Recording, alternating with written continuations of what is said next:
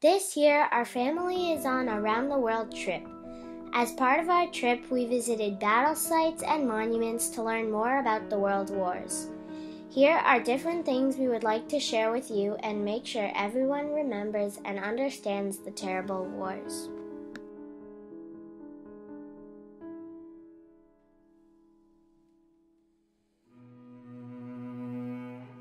The first World War I battle site we visited was Vimy Ridge. The ridge had been in the hands of the German, and the French had attempted to take it back, but could not. The British tried, but were also pushed back before they could plan a major attack. Then the Canadians came. They were led by Sir Arthur Currie, who was the first Canadian-appointed commander. The soldiers eventually were able to take the ridge, which stayed in Allied hands for the rest of the war. This battle is considered a turning point in World War I.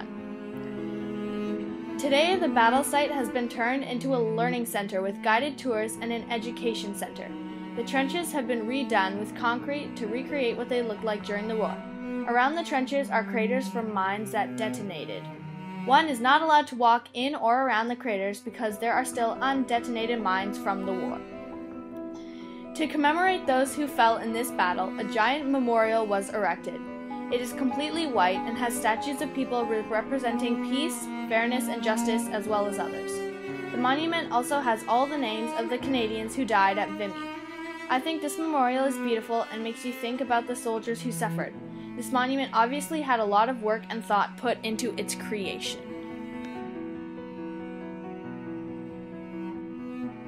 When we visited Flanders Fields, we found out that it is actually more than one field. It is made up of many different battle sites in the area called Flanders around the city of Ypres. 3 of the battle sites we visited were St. Julien, Passchendaele, and Hill 62. The monument of the brooding soldier, located in St. Julien, is a statue of a tall brooding soldier. He marks the spot where 18,000 Canadians were killed in a gas attack from the Germans. During World War I, the battles were mainly fought in the trenches.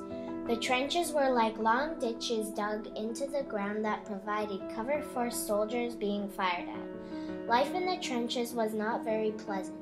Although measures were taken to prevent discomfort for the soldiers, they still suffered from lice, disease, hunger, and trench foot, which was a fungal infection in the feet caused by prolonged exposure to cold wetness.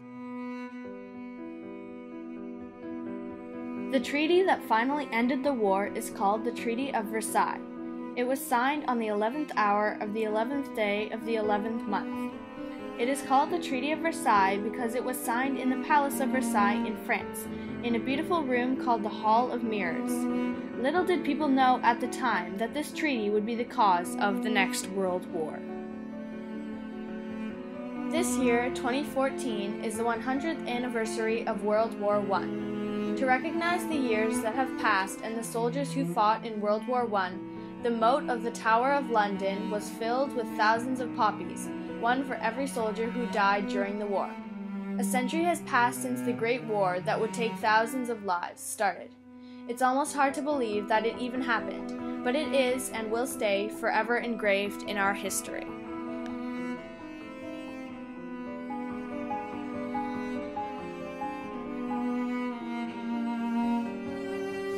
Another stop was Juno Beach. At Juno Beach, we learned that D-Day was the day when the Canadian soldiers landed on the beach. Before the Canadians came, the Germans had set up many obstacles in the water and on the beach ahead of time to slow down the Canadian armies. In the water, there were big concrete pyramids taller than us that the boats and tanks had trouble getting around. As soon as the soldiers stepped on the beach, the Germans started firing at them. If the Canadian soldiers survived that, they would have to go through rows of barbed wire and probably get tangled up in it. Most of the Canadian soldiers who fought on Juno Beach were young when they joined, around the ages of 16 and 35. While we were visiting the different memorials, we saw a lot of cemeteries for the Canadian soldiers who died during the war.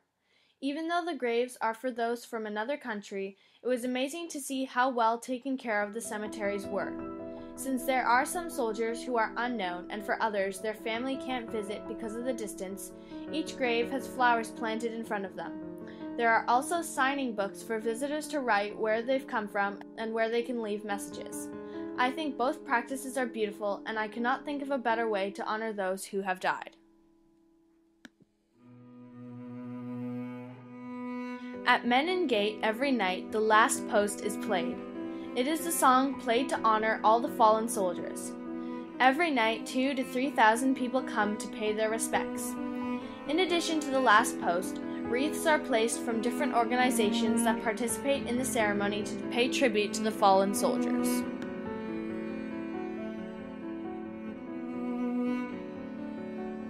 Even though not many wars break out in Canada, we still can't take the soldiers who have served or are serving in the military for granted. Recently, a Canadian soldier named Corporal Nathan Cirillo in Ottawa was unfortunately shot and killed while on honor guard duty at the National War Memorial right across from Parliament Hill. We must not forget all of the soldiers who died fighting for our freedom. Without them, what would our world be like today? What would Canada be like?